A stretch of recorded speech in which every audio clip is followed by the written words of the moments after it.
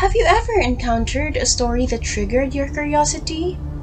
Or a story that made you think upside down? Dame Agatha Mary Clarissa Miller was born on September 15, 1890 in Torquay. Agatha was an English writer popular for her genre: murder story, detective story, crime fiction, and thriller. She rose in popularity during the golden age of detective fiction and was known for her 66 detective novels and 14 short story collections, particularly those revolving around fictional detectives Hercule Poirot and Miss Marple. Her novel And Then There Were None is one of the top-selling books of all time, with approximately 100 million copies sold. While Christie's stage play The Mousetrap holds the world record for the longest initial run, which was performed in the West End from 1952 to 2020, as well as 6 novels under the pseudonym Mary Westmacott. In 1971, she was made a dame for her contributions to literature. Guinness World Records lists Christie as the best-selling fiction writer of all time, her novels having sold more than 2 billion copies. The famous novelist later died on January 12, 1976. When you get stuck in a situation where a way out is impossible to find, how well are you going to go with the flow? 10 strangers were all bound to meet one another and unravel a mystery they are all meant to encounter. On an island with an unknown host, 10 individuals were invited to face one common conundrum: a murderer who plans to carry out a grand scheme that cost their lives.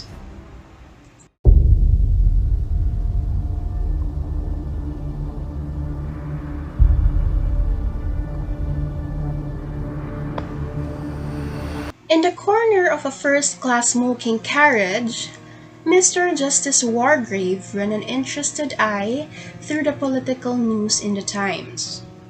He went over in his mind all that had appeared in the papers about Indian Island. There had been its original purchase by an American millionaire who was crazy about yachting, and an account of the luxurious modern house he had built on this little island off the Devon coast.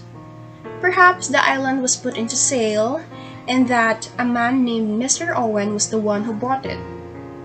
Or Indian Island had really been bought by Miss Gabrielle Turrell, the Hollywood film star.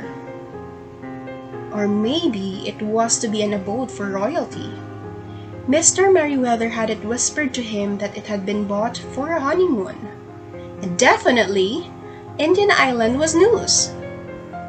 Anyway, he carried with him a letter where the handwriting was practically illegible, but words here and there stood out with unexpected clarity.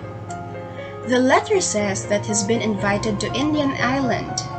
It was Constance Comington, a good friend of his, who sent the invitation. Perhaps reconciliation? Vera Claythorne, in a third-class carriage with 5 other travelers in it, leaned her head back and shut her eyes.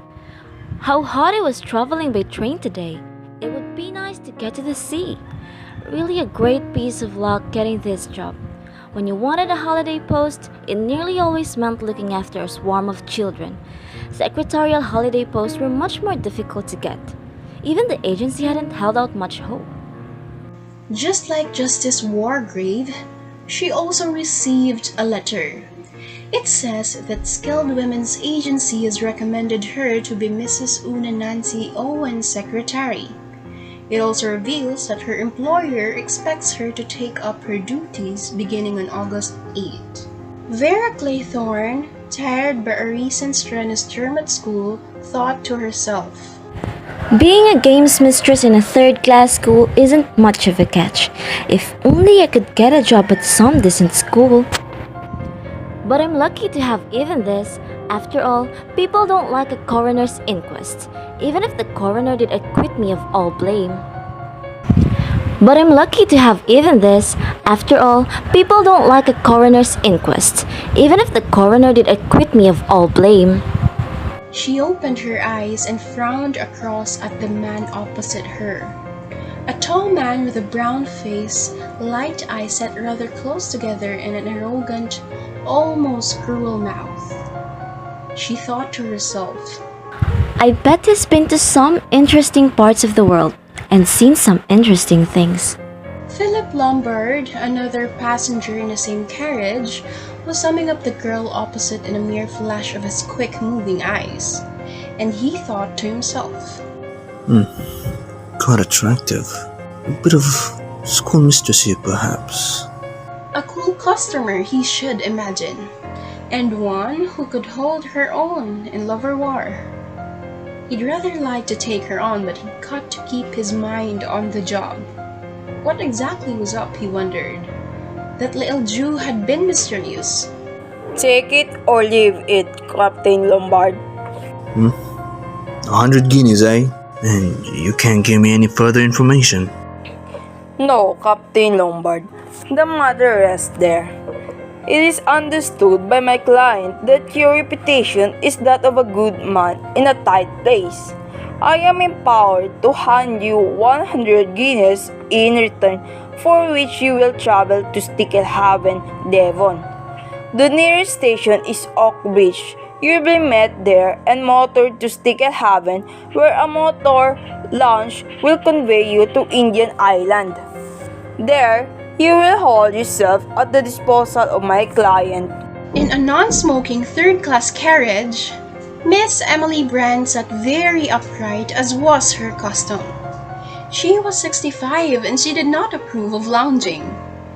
Her father, a colonel of the old school, had been particular about deportment. Enveloped in an aura of righteousness and unyielding principles, Miss Brand sat in her crowded third-class carriage and triumphed over its discomfort and its heat. She's also the type of person who would like to make an example of certain people. She was also invited as a guest to Owen's house on August 8, for it was believed that they have met each other at the Valhaven guest house. However, she couldn't really remember their surname. Alton? Orman? Oliver? I shall be getting a free holiday at any rate. Emily Brand thought to herself. With her income so much reduced and so many dividends not being paid, the particular invitation was indeed something to take into consideration. Meanwhile, General MacArthur looked out of the carriage window. The train was just coming into Exeter where he had to change. These slow branch line trains. This place, Indian Island, was really no distance at all as the crow flies. He hadn't got it clear who this fellow Owen was. A friend of spoof Legard's, apparently, and of Johnny Dyer's. One or two of your old cronies are coming. Would you like to have a talk over old times? Well, he'd enjoy a chat about old times. This Indian Island now, he'd be interested to see it. A lot of gossips flying about it anyway.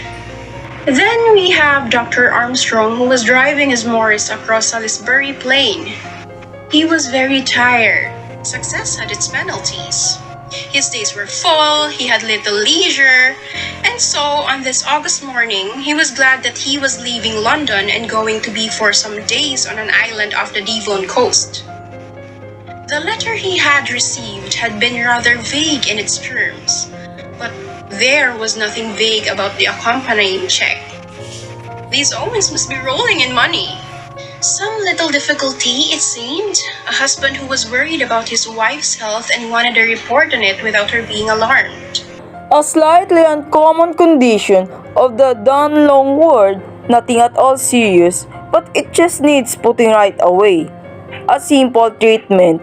With a devastating car-splitting blast on the horn, an enormous super sports Dalmane car rushed past him at 80 miles an hour. Dr. Armstrong nearly went into the hedge, probably one of these young fools who tour around the country. He hated them. Then we have Tony Marston roaring down into Mere as he thought to himself. The amount of cars crawling about the road is frightful. Always something blocking your way, and they will drive in the middle of the road. Pretty hopeless driving in England.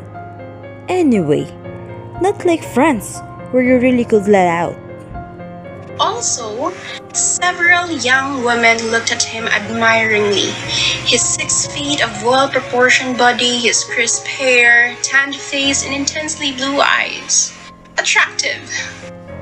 Anyway, Mr. Bloor was in the slow train from Plymouth. There was only one other person in his carriage, an elderly seafaring gentleman with a bleary eye. So, to be productive, he wrote carefully in a little notebook. That's a lot.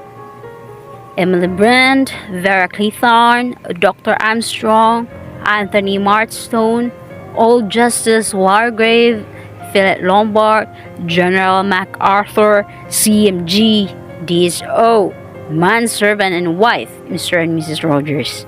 These were the names of people he had to look out for, in case something unpleasant happens during the house party hosted by the Owens. Illuminated by the setting sun, they had their first glimpse of Indian Island jutting up out of the sea to the south. Will you be ready to be starting for the island, ladies and gentlemen? The boat's waiting, said the man of the sea, Fred Narracott. There was no house visible, only the boldly silhouetted rock with its faint resemblance to a giant Indian's head. There was something sinister about it. Vera shivered faintly. Fred Narracott sat by the engine thinking to himself that this was a queer lot. Not at all his idea of what Mr. Owen's guests were likely to be. He'd expected something altogether more classy. Now at last the house came into view. The south side of the island was quite different. It shelved gently down the sea. The house was there facing south, low and square and modern looking, with rounded windows letting in all the light. The butler came forward, bowing slightly. Will you come this way, please? Mr. Owen, unfortunately delayed. Unable to get here till tomorrow. Instructions, everything they wanted. If they would like to go to the rooms, dinner would be at 8 o'clock.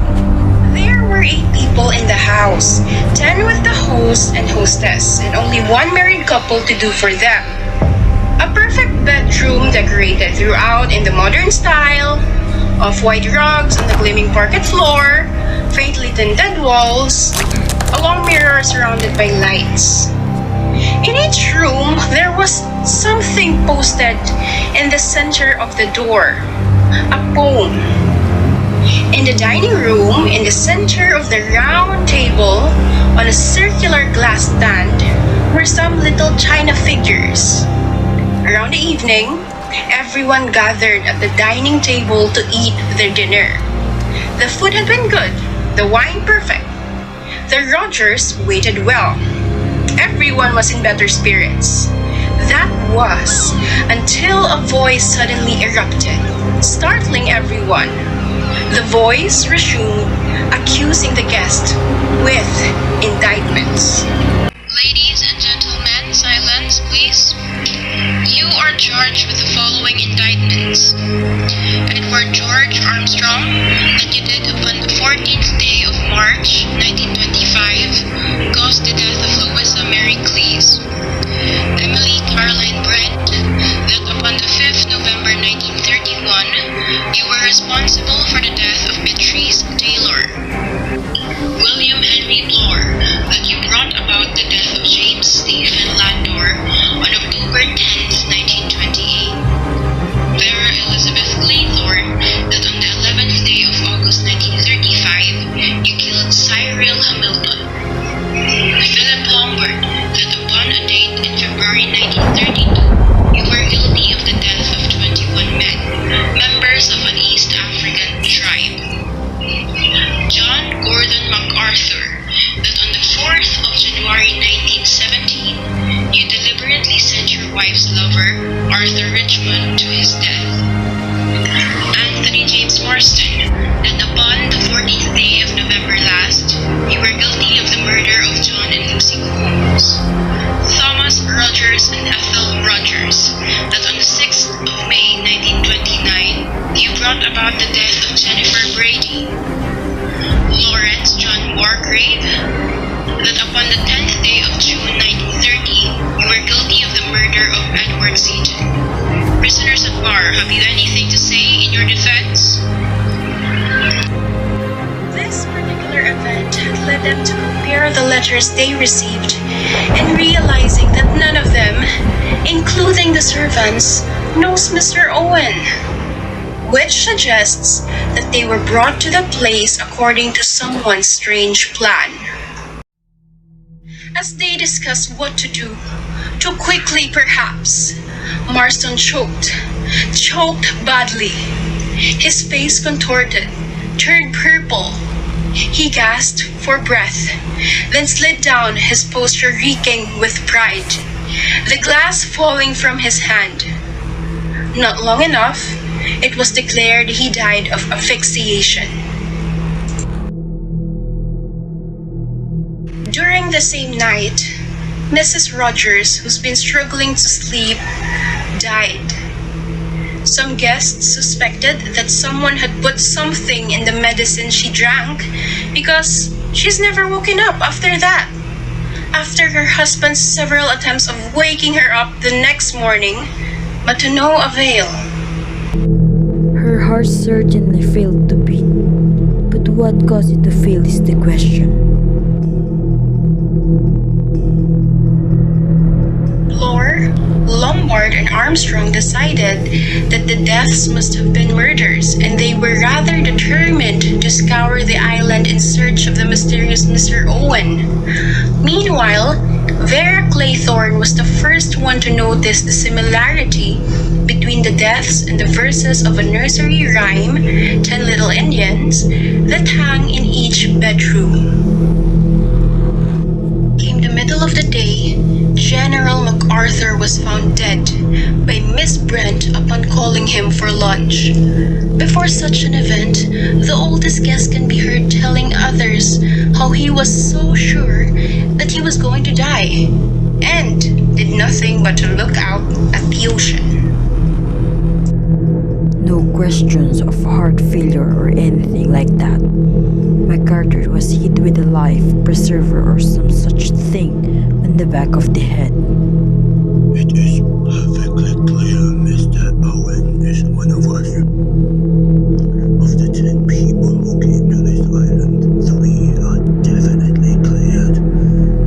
Anthony Marston, Mrs. Rogers, and General MacArthur have gone beyond suspicion. Now there are 7 of us left. Of those 7, one is, if I may so express myself, a bogus little Indian boy. We've only been here just under a week, sir. My wife and I. We were engaged by letter through an agency. The Regina Agency in Plymouth. Judge Wargrave insisted that all of them were equally under suspicion. The idea that I should be accused of taking a fellow creature's life, not to speak of the lives of 3 fellow creatures, is of course quite absurd to anyone who knows anything of my character. But I quite appreciate the fact that we are all strangers to one another, and that in those circumstances nobody can be exonerated without the fullest proof. There is, as I have said, a devil amongst us. The storm increased. The wind howled against the side of the house. I mean that Rogers is missing. He isn't in his room or anywhere else. There's no kettle on and the kitchen fire isn't even lit. When they were about to have their breakfast, Vera pointed out that there were only 6 china figures in the middle of the table, meaning something terrible has happened and that they need not talk about it, for it can only mean another life has been taken. Mr. Rogers was found shortly afterwards. He was in the little wash house across the yard. He had been chopping sticks in preparation for lighting the kitchen fire. The small chopper was still in his hand, A bigger chopper, a heavy affair, was leaning against the door, the metal of it stained a dull brown. It corresponded only too well with the deep wound in Roger's stomach. Rogers had chopped a certain amount of firewood before he had been killed. Is left alone, sitting in the dining room after everyone has had their breakfast. There was no one else in the house. She was all alone. She heard footsteps, soft dragging footsteps coming up behind her. The stumbling footsteps of the drowned girl. There was a wet, dank smell in her nostrils. On the window pane, the bee was buzzing, and then she felt the prick, the bee sting, on the side of her neck. The rest of the guests were waiting for her, until Vera herself volunteers to fetch Miss Brent. Blore, however, says, Look here, everybody. My opinion is this. We never look further for the author of this death than the dining room at this minute. I take my oath that woman's the ones we're after. A perfectly straightforward story. I personally should have no difficulty in accepting it. Tell me, Miss Claythorne, did she appear to be troubled by a sense of guilt or a feeling of remorse for her attitude in the matter? None whatever. She was completely unmoved. They found Emily Brent sitting in the chair in which they had left her. From behind, they saw nothing amiss, except that she did not seem to hear their entrance into the room. My God, she's dead!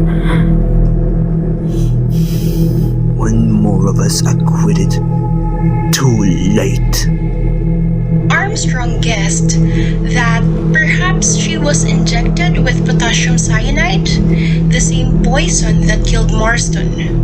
The hypodermic syringe was the means that carried the homicide, to which Dr. Armstrong confessed to be something he had brought. He clarifies, though, that it hadn't been him who killed Miss Brent. Upon verification of the fact that it hadn't been his, things got more complicated. The syringe wasn't there. I tell you, someone must have taken it.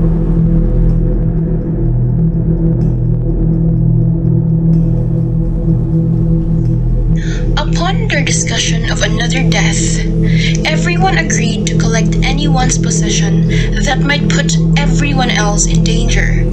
Justice Wargrave suggested that Lombard's revolver be tucked in a safe place with the drugs. However, when they reached his room and upon opening the drawer in which his revolver was kept, it was no longer there. Then everyone agreed to search for it. I doubt if our search will result in anything. Our murderer has had plenty of time to devise a hiding place. I do not fancy we shall find that revolver easily. By sticking together, they searched the house carefully from attic to cellars, but without result. The revolver was still missing. The unpleasant situation only increased the tension between and among them.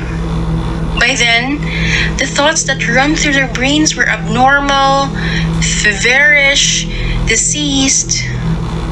Miss Claythorne went to her room to sleep, but was struck with fear, making her scream the life out of her. Upon hearing fear underlying her scream, the rest of the guys rushed to her. It took them a while to notice that the old judge hadn't come up with them. Wargrave, where are you? There was no answer. A deadly silence filled the house apart from the gentle patter of the rain. Then, in the entrance to the drawing room door, Armstrong stopped dead. The others crowded up and looked over his shoulder. Judge Justice Wargrave was sitting in his high-backed chair at the end of the room. On his high forehead, in the very middle, a round stained mark from which something had trickled can be seen. He's been shot! Got a revolver!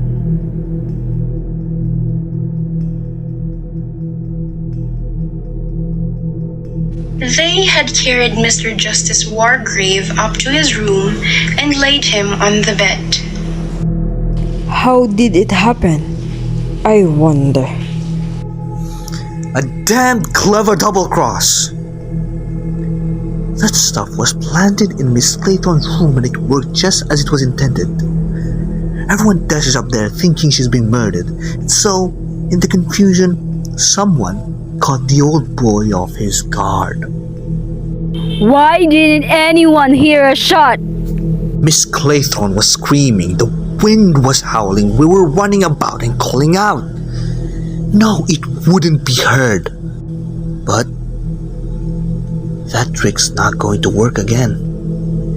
He'll have to try something else next time.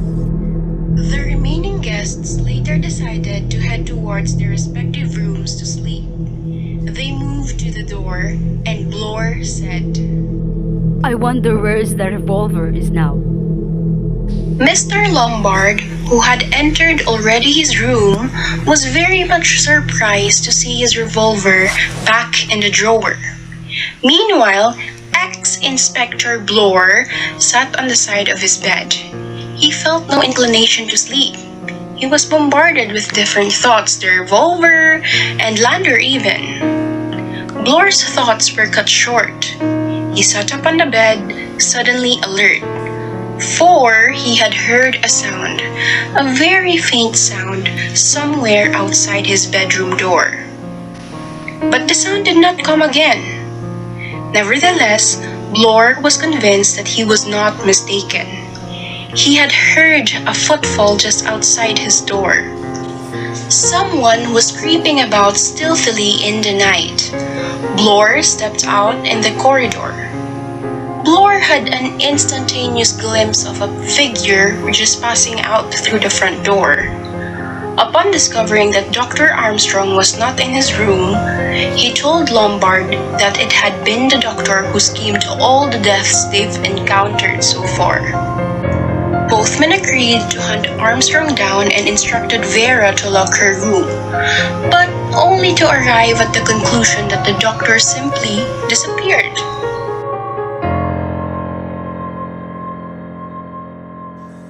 There's one other little fact.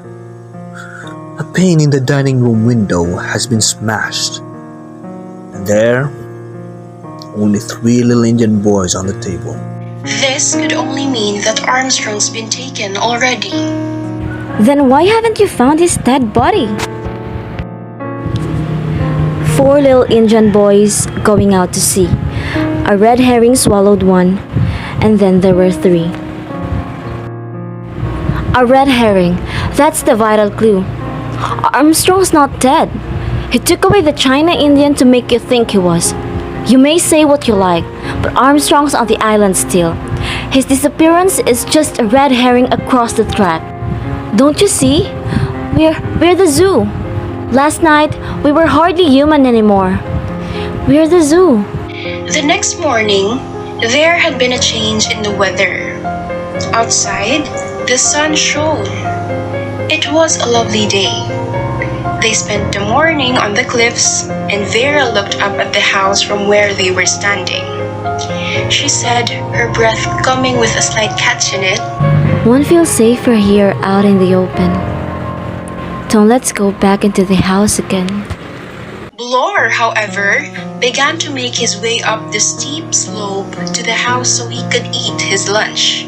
Lombard then suspected that the culprit might have been Blore himself. Listen, you heard Blur's story.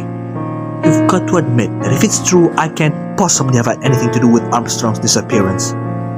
His story clears me. But it doesn't clear him.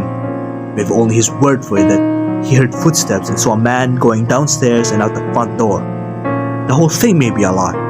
He may have got rid of Armstrong a couple of hours before that.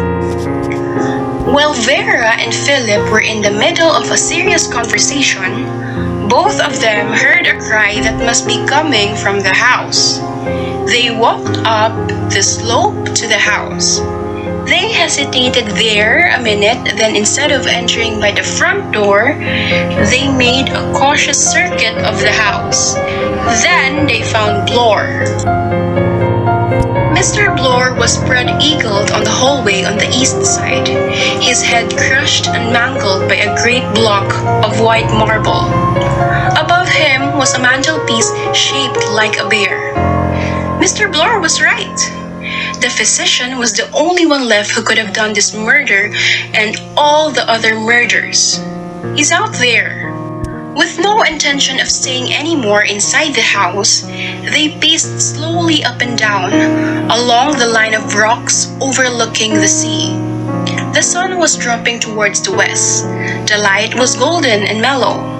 It enveloped them in a golden glow. Philip was looking down towards the sea. He said abruptly, What's that over there? You see, by that big rock? No, a little further to the right. It looks like somebody's clothes. It's not clothes. It's a man. The man was wedged between two rocks, flung there by the tide earlier in the day. Lombard and Vera reached it in a last scramble. They bent down. A purple discolored face, a hideous drowned face. My God, it's Armstrong!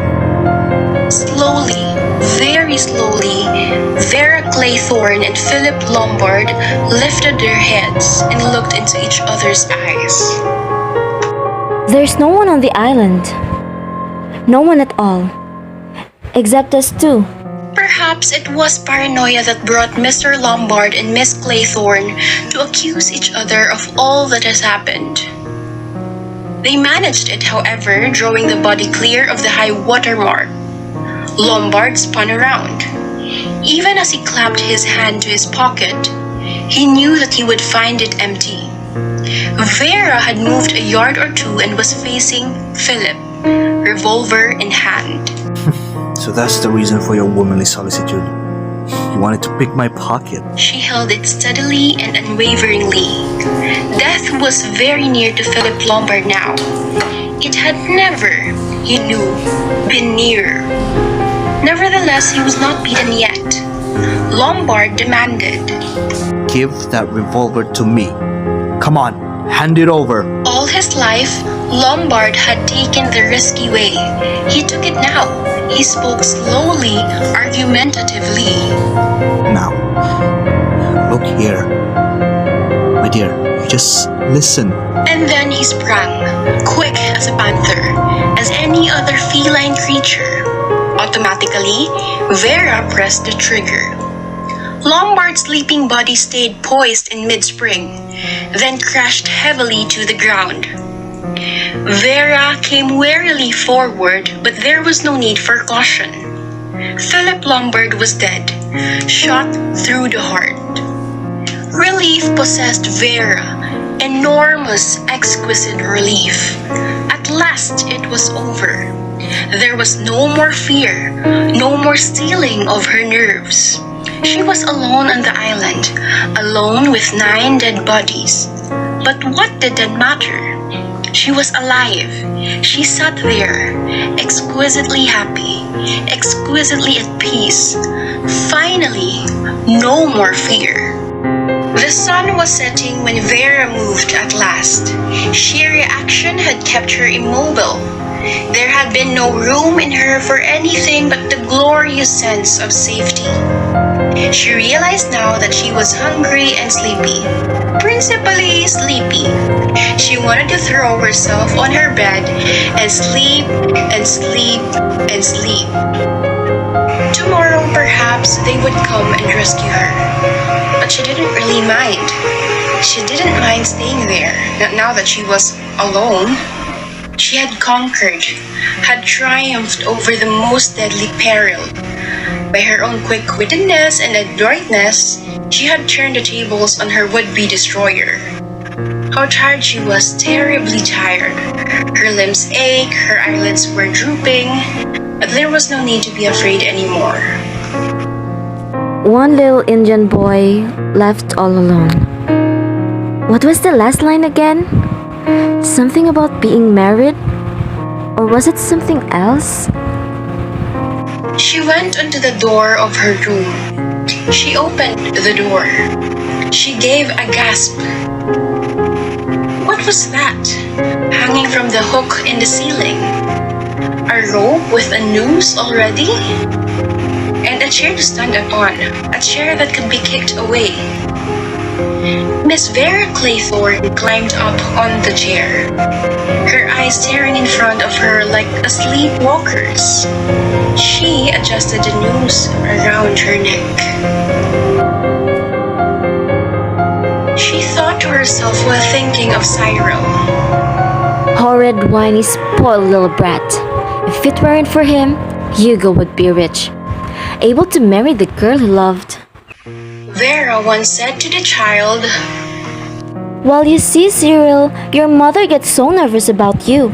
I'll tell you what, tomorrow you can swim out to the rock. I'll talk to your mother on the beach and distract her attention. And then when she looks for you, there you'll be standing on the rock waving to her. It will be a surprise. Crime and its punishment has always fascinated me. I enjoy reading every kind of detective story and thriller. I have devised for my own private amusement the most ingenious ways of carrying out a murder.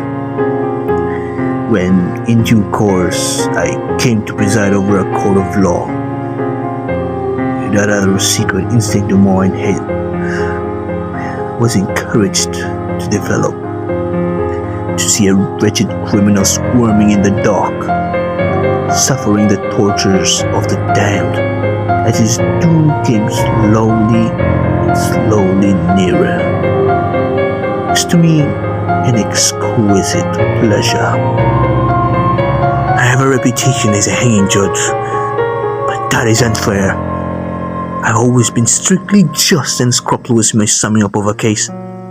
All I ever done was to protect the jury against the emotional effect of emotional needs by some of our more emotional counsel. I instead drawn their attention to the actual evidence. For some years past, I have been aware of a change within myself, a lessening of control, a desire to act instead of to judge. A childish rhyme of my infancy came back into my mind. The rhyme of the 10 little Indian boys. It had fascinated me as a child of 2. The inexorable diminishment and the sense of inevitability. he began collecting cases of crimes committed, starting with Dr. Armstrong, and now to the actual mechanics of the crime of Indian Island. To acquire the island, he used Morris to cover his tracks, which were easy enough, for he was an expert in that sort of thing. Tabulating the information Wargrave had collected about his prospective victims, he was able to concoct a suitable bait for each. None of his plans was miscarried. All the guests arrived at Indian Island on the 8th of August. The party included Wargrave himself.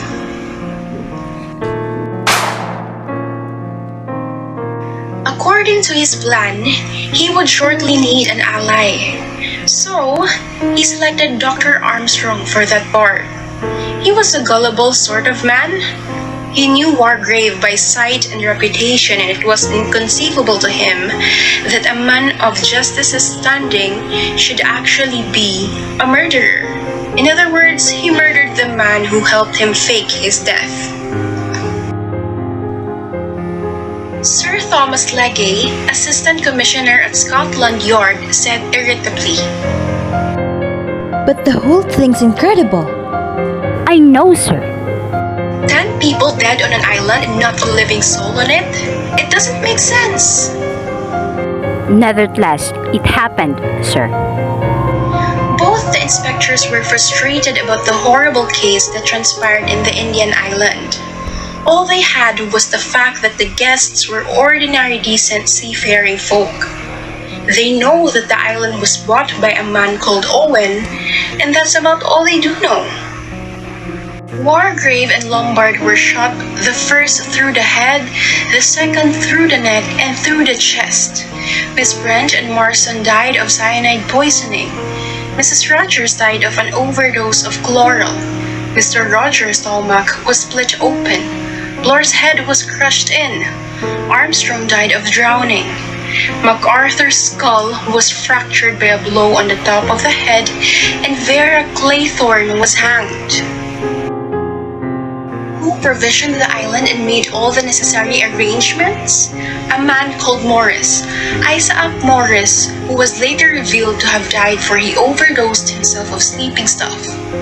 He represented himself as acting for Mr. Owen, and it was he who explained to the people down there that there was some experiment on. Some bet about living on a desert island for a week, and that no notice was to be taken of any appeal for help from out there. That seems to be the point. You and Owen dealt with the cases that the law couldn't touch. The assistant commissioner asserts after hearing about the guests who were associated with crimes that were not really recognized by the law as crimes.